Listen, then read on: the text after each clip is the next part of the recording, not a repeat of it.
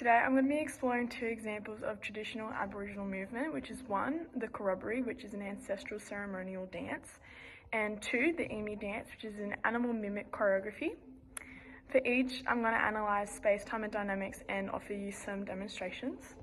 So the first one, which is corroboree. As part of a corroboree, dancers reenact Dreamtime stories to honour ancestral beings using song, clapsticks and body paint. So they use pattern group formations, which is like a circle or a rectangle, which is often low to mid-level, which emphasises their connection to the land.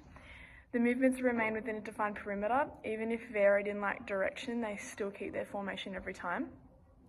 Their rhythm is orchestrated by their clapsticks, so it's usually like a steady, kind of like a beat tempo.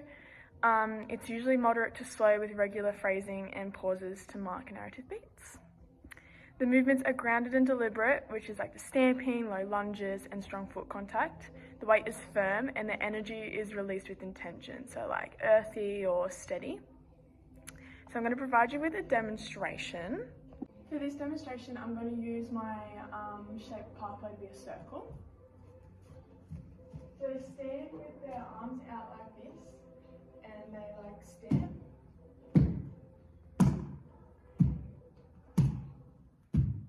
Usually the stamping is showing the ritual force, which is matching the clapsticks, which is like a heartbeat, so it's like.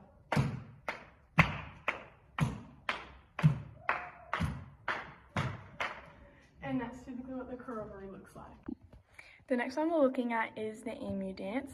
So the emu dance is seen in the central desert or an almond land groups, something like that, and imitates the bird's strut and behaviour, which connects the dancers to the land and ancestral dreamtime narratives.